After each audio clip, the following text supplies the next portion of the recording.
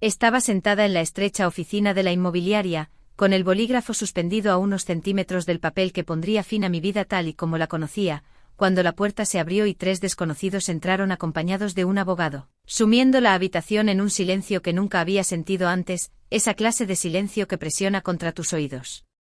El abogado pronunció mi nombre despacio, con cuidado, como si estuviera comprobando si yo era real, y cuando mencionó un temporal de nieve de hace años, mi mano empezó a temblar tanto que tuve que soltar el bolígrafo, sin tener ni idea de que el peor día de mi vida estaba a punto de chocar con un pequeño y olvidado acto de bondad que apenas recordaba.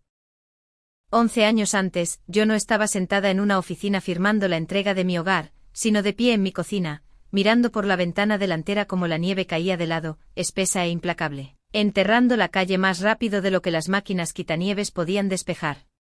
Era febrero de 2014, uno de esos inviernos de los que la gente de este pueblo todavía habla, el tipo de temporal que cierra las carreteras nacionales y convierte todo el valle en un mundo blanco y silencioso. La luz ya había parpadeado 2 veces y el viento aullaba como algo vivo, haciendo traquetear las ventanas y sacudiendo la luz del porche. Por aquel entonces yo todavía trabajaba, mucho antes de que las facturas de la clínica privada de mi hija se apoderaran de cada rincón de mi vida, y había vuelto a casa temprano esa tarde después de que mi jefe nos dijera que saliéramos de las carreteras mientras pudiéramos. Recuerdo colgar mi abrigo, preparar una olla de caldo y pensar que pasaría la tormenta sola, como siempre hacía, ya que mi hija estaba pasando el fin de semana con una amiga y la casa se sentía demasiado tranquila, esa clase de tranquilidad que te hace notar cada crujido. Justo después de anochecer, llamaron a la puerta y al principio pensé que lo había imaginado, porque ¿quién iba a estar fuera con un tiempo así cuando el viento era lo suficientemente feroz como para tumbar a un hombre adulto? Entonces llamaron de nuevo, más fuerte esta vez, un sonido irregular y desesperado, así que cogí mi linterna y abrí la puerta solo una rendija. Un hombre estaba allí con la nieve incrustada en su abrigo y su barba, con la cara roja por el frío, y detrás de él había una mujer aferrada a un niño pequeño, de no más de 6 o 7 años, con las mejillas pálidas y los ojos vidriosos. Su coche se había averiado a 1,5 kilómetros carretera abajo, explicó el hombre con voz temblorosa, sin cobertura en el móvil ni casas cercanas con luces encendidas, y habían estado caminando hasta que vieron la mía. Recuerdo haber dudado, no porque no quisiera ayudar, sino porque cada instinto inculcado a lo largo de una vida me decía que tuviera cuidado, pues yo era una mujer viviendo sola, era tarde y el clima hacía a la gente impredecible. Por un segundo pensé en darles mantas y señalarles el camino hacia el cuartel de la Guardia Civil a 3 kilómetros de distancia, pero entonces miré al niño, que tiritaba tan fuerte que le castañeteaban los dientes, y vi cómo temblaban las manos de la mujer mientras lo sostenía, y ese fue el momento en que mi duda terminó. Abrí la puerta de par en par y les dije que entraran, los acomodé en el salón, saqué mantas y serví caldo caliente en cuencos mientras entraban en calor junto al radiador. El hombre no dejaba de disculparse, diciendo que no querían ser una carga y que se irían en cuanto amainara la tormenta, pero le dije que dejara de hablar así, que cualquiera con sentido común haría lo mismo, y lo decía en serio. No hablamos mucho después de eso, el niño se quedó dormido, acurrucado en el sofá, mientras la mujer le apartaba el pelo suavemente con los ojos llenos de preocupación y agotamiento. El hombre me ofreció dinero presionando billetes doblados en mi mano, pero se los devolví diciéndole que solo intentaran pasar la noche, que eso era lo único que importaba. Se quedaron hasta la mañana y para entonces el viento había amainado y el mundo exterior parecía nuevo, cubierto de nieve limpia e intacta. Les ayudé a quitar el hielo de su coche, los saludé con la mano mientras se alejaban y volví a entrar a mi casa silenciosa, pensando que ese sería el final de todo, y durante mucho tiempo, lo fue. Pasaron los años y la vida hizo lo que siempre hace. Trabajé, pagué facturas y vi a mi hija crecer y convertirse en una joven brillante y testaruda que reía demasiado fuerte y amaba con demasiada intensidad, hasta que llegaron las citas médicas, las pruebas y las palabras que ningún padre quiere escuchar, cirugía cardíaca. Al principio me dije a mí misma que nos arreglaríamos, como siempre lo habíamos hecho, pero la lista de espera de la Seguridad Social era demasiado larga para la urgencia de su caso y tuvimos que recurrir a la sanidad privada, donde las facturas se apilaron más rápido de lo que podía controlar. El seguro básico cubría algunas cosas, pero no lo suficiente, así que acepté turnos extra, vacié mis ahorros y vendí todo lo que no estaba clavado al suelo, pero aún así no fue suficiente. Fue entonces cuando la casa entró en la conversación.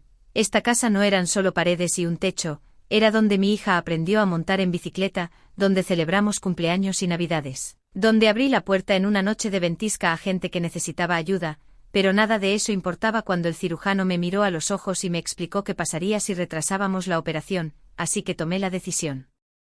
Para cuando estaba sentada en esa oficina inmobiliaria 11 años después de la tormenta, me sentía vacía, el comprador estaba listo, los papeles estaban apilados ordenadamente sobre la mesa y todo lo que tenía que hacer era firmar, repitiéndome a mí misma que era solo un edificio y que la vida de mi hija importaba más. Entonces la puerta se abrió y todo lo que creía entender sobre la bondad, el sacrificio y el largo alcance de nuestras decisiones comenzó a desmoronarse. Después de ese día en la oficina, mi mente seguía retrocediendo como si necesitara rastrear cada paso que me había llevado hasta allí. No fue un gran error ni una mala elección, fueron años de vida ordinaria, del tipo sobre el que nadie escribe historias, apilándose silenciosamente unos sobre otros hasta que el peso se volvió demasiado para soportarlo.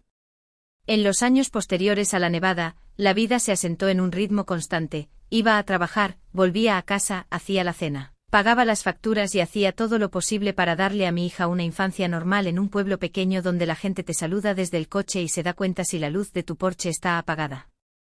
No era rica, pero tampoco pasaba apuros, tenía lo que la mayoría de la gente por aquí llamaría una vida decente. Nunca hablé mucho sobre mi tiempo en el ejército, pues por aquí la gente o le da demasiada importancia al servicio militar o finge que no existe, y yo prefería no hacer ni lo uno ni lo otro, aunque el ejército me había moldeado de maneras silenciosas. Disciplina, austeridad y el hábito de superar cosas difíciles sin quejarse. No lo llevaba escrito en la frente, pero se notaba en cómo vivía, planeaba con antelación, ahorraba cuando podía y no pedía ayuda fácilmente.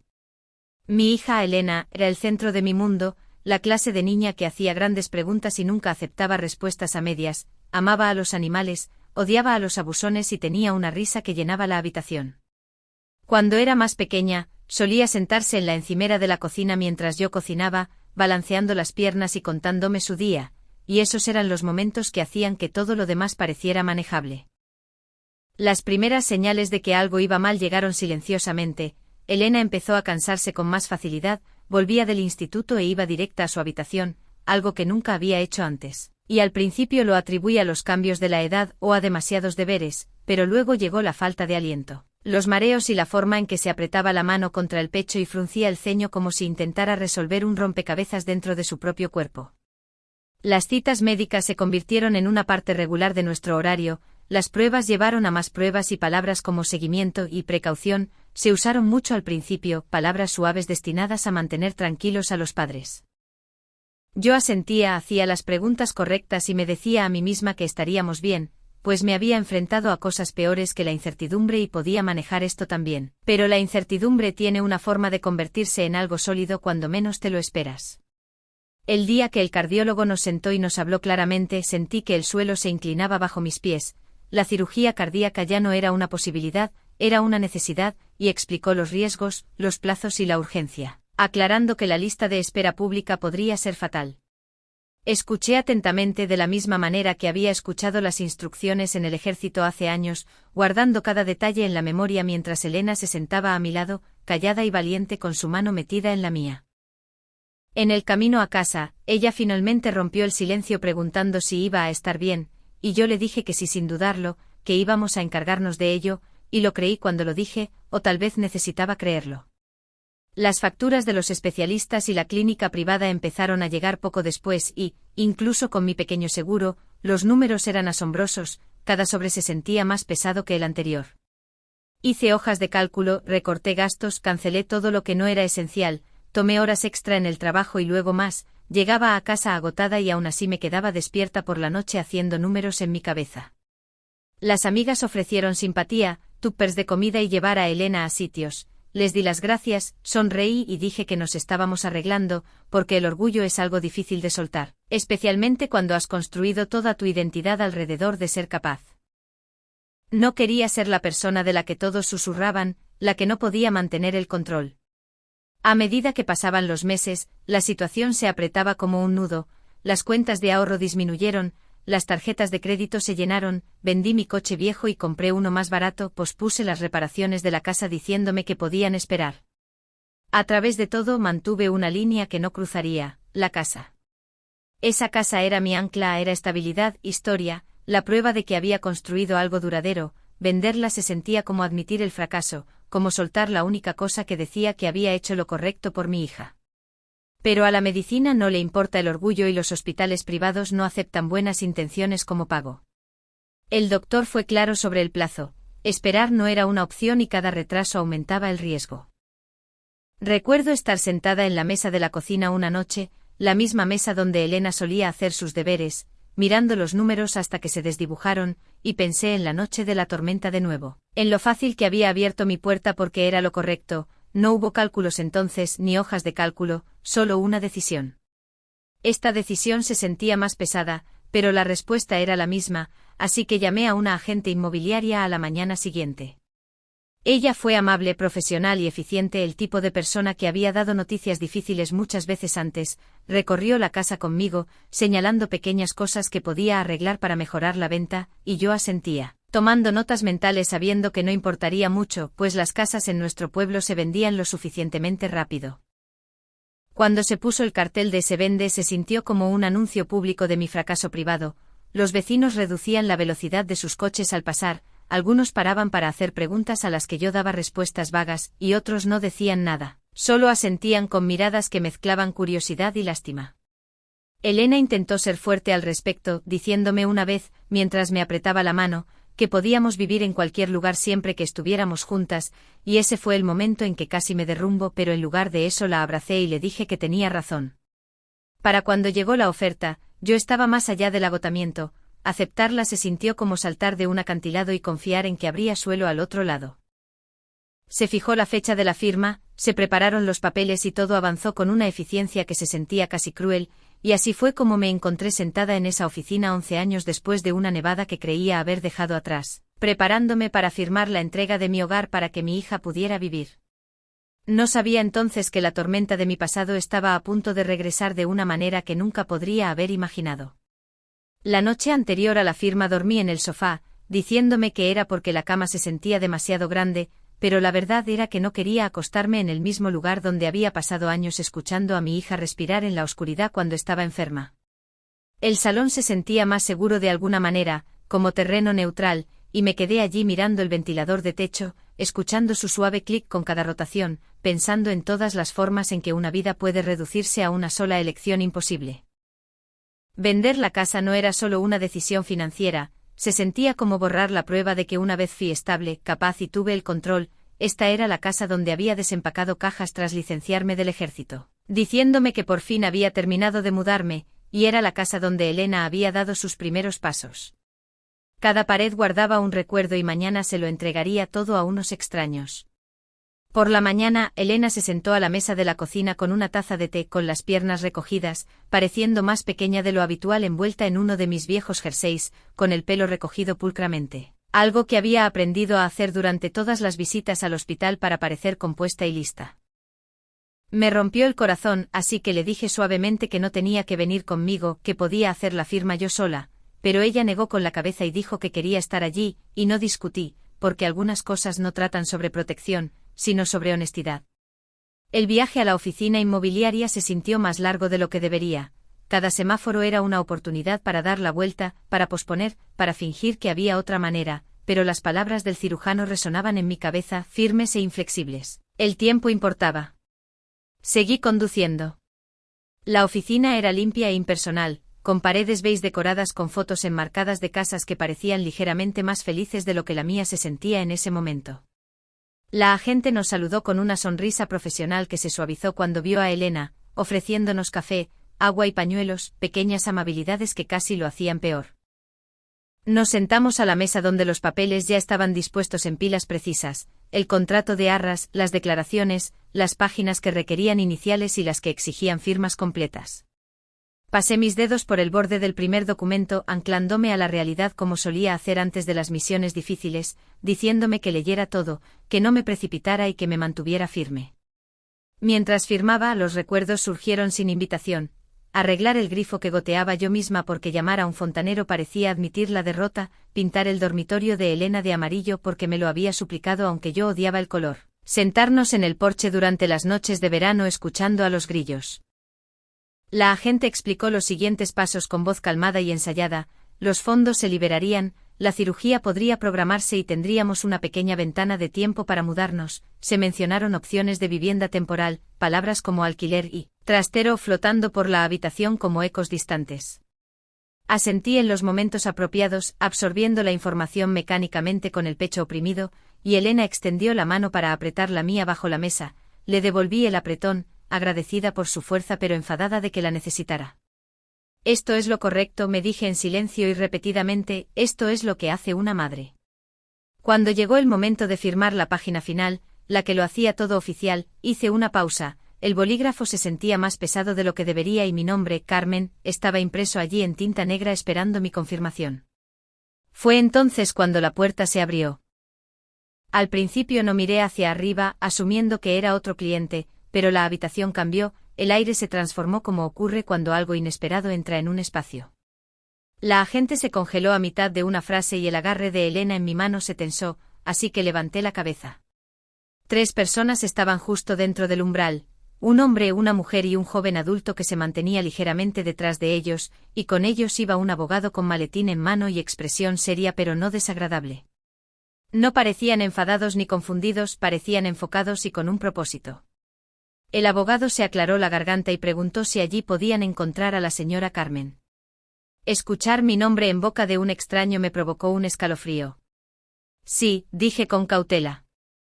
Esperábamos hablar con usted, continuó él, solo tomará un momento. La agente miró entre nosotros incierta, diciendo que estábamos en medio de una firma, a lo que el abogado respondió que era consciente y que por eso estaban allí. Mi corazón empezó a latir con fuerza. Años de entrenamiento militar se activaron, escaneando en busca de amenazas o explicaciones, pero ninguna se presentó. El hombre dio un paso adelante ligeramente, parecía mayor de lo que yo recordaba, con el pelo veteado de gris y la postura un poco rígida. La mujer a su lado entrelazó las manos, con los ojos brillando con algo que no podía ubicar, y el joven me miraba intensamente.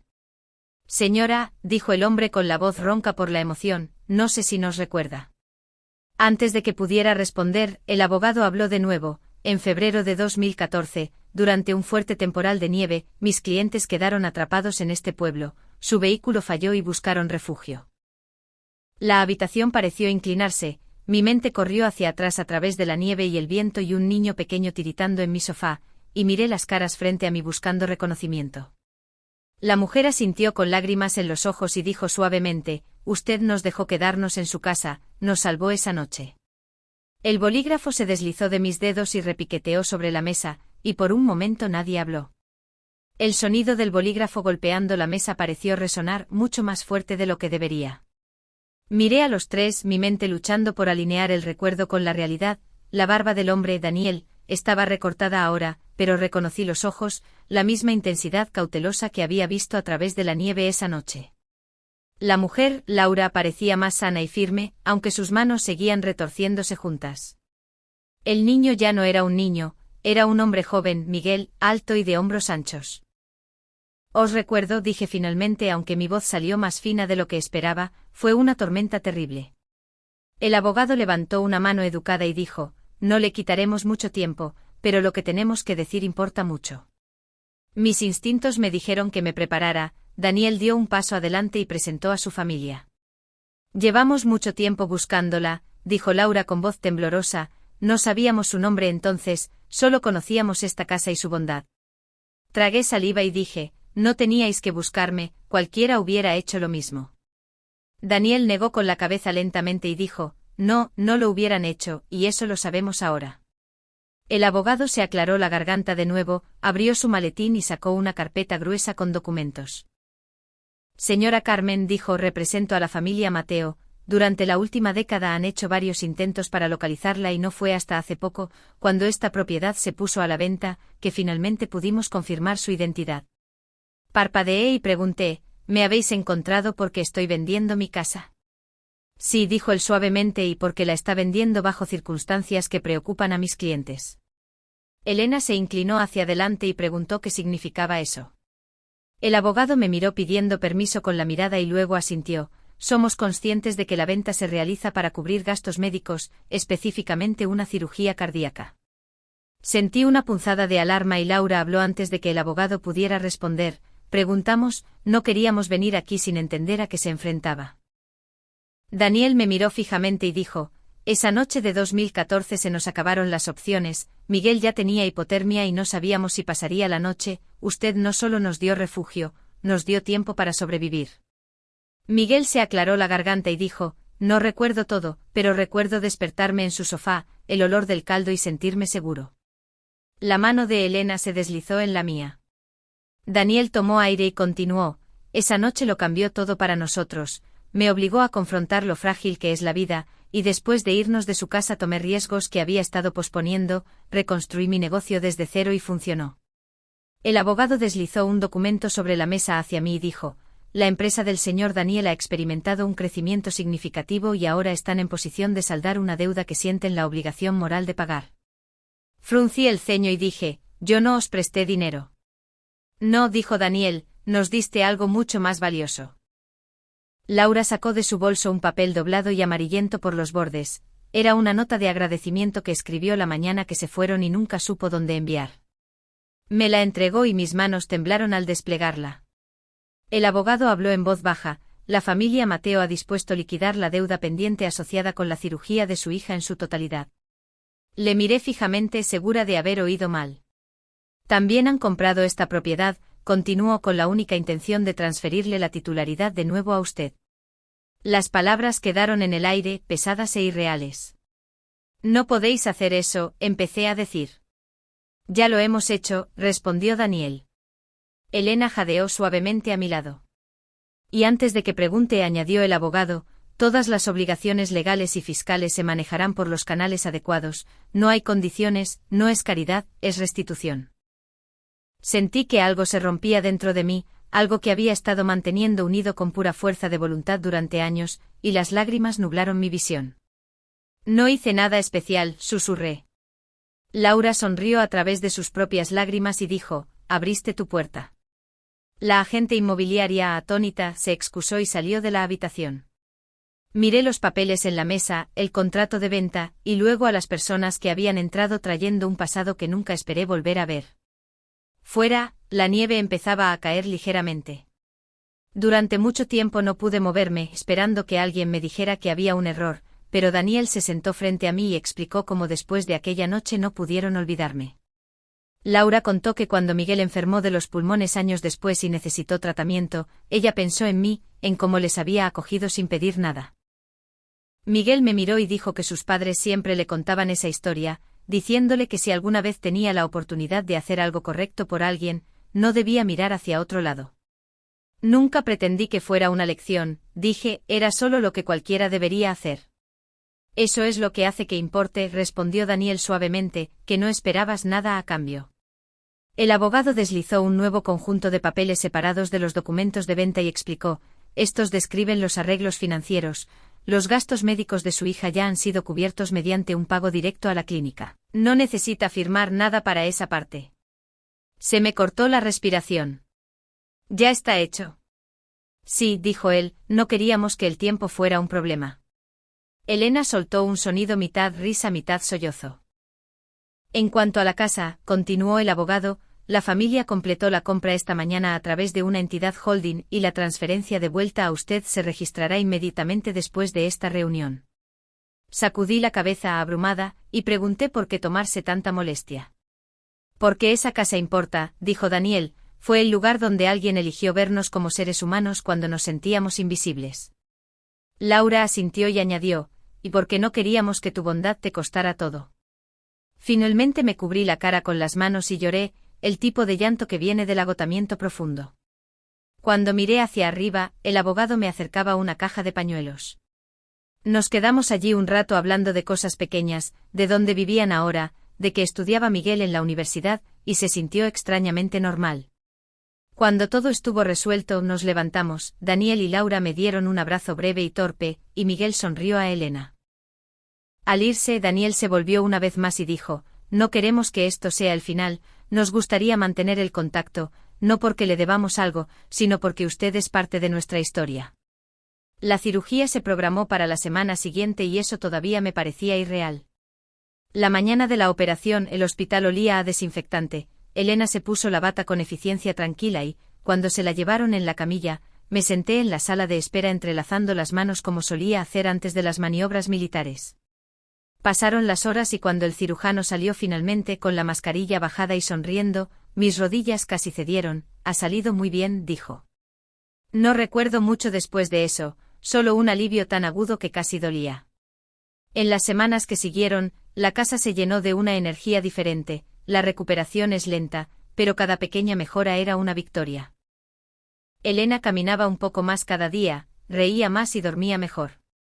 La noticia corrió rápido por el pueblo, los vecinos empezaron a pararme en el supermercado o en la oficina de correos, pues habían oído partes de la historia. La familia Mateo no pidió atención, pero alguien vio a Daniel en el bar del centro y pronto medio pueblo sabía su nombre. Un periódico local llamó para pedir mi historia, pero me negué, no quería titulares. En su lugar, ocurrió algo más tranquilo. Los vecinos empezaron a preocuparse más unos por otros y la parroquia organizó un plan de emergencia para el invierno. La familia Mateo nos visitaba a menudo y ver a Elena hablar con Miguel me llenaba de una paz extraña. Una tarde, mientras empezaba a nevar fuera, Elena me preguntó, «Mamá, ¿crees que volverías a abrir la puerta?» No dudé, sí. Ella sonrió y dijo, «Creo que yo también». Me quedé en esa casa no porque de repente la vida fuera fácil, sino porque seguía siendo un hogar donde las paredes guardaban ecos de risas y lágrimas. Elena se recuperó de forma constante y establecimos un nuevo ritmo de vida marcado por la gratitud. Una tarde, mientras el invierno se acercaba de nuevo, me encontré mirando por la ventana la primera nevada real de la temporada. Elena se acercó y apoyó la cabeza en mi hombro. «Mamá», dijo, «¿alguna vez deseas haber hecho algo diferente?» Pensé en el miedo de aquella noche, en el riesgo, en las deudas y en el bolígrafo sobre el papel. Y pensé en la cara de ella cuando el médico dijo que la cirugía fue un éxito. No, dije finalmente, no lo deseo. A medida que he envejecido, he llegado a creer que la mayor parte de la vida no está formada por los grandes momentos para los que nos preparamos, sino por los pequeños, una llamada a la puerta, una elección hecha cuando nadie mira. Vivimos en un mundo que nos dice que nos protejamos primero, pero lo que esa tormenta de nieve me enseñó es que la bondad no es debilidad, es coraje, es la voluntad de permanecer en la incertidumbre y elegir la humanidad de todos modos. No siempre vuelve como esperamos, a veces no vuelve en absoluto, pero cuando lo hace trae conexión. No cuento esta historia porque crea que soy especial, soy solo alguien que abrió una puerta cuando importaba. Cualquiera podría haberlo hecho. Si has vivido lo suficiente, has tenido tus propias tormentas. Si hay algo que espero que te lleves de esto, es lo siguiente: no subestimes el poder silencioso de hacer lo correcto cuando te cuesta algo, porque el mundo lo recuerda y tal vez, años después, cuando menos lo esperes, encontrará el camino de vuelta a ti.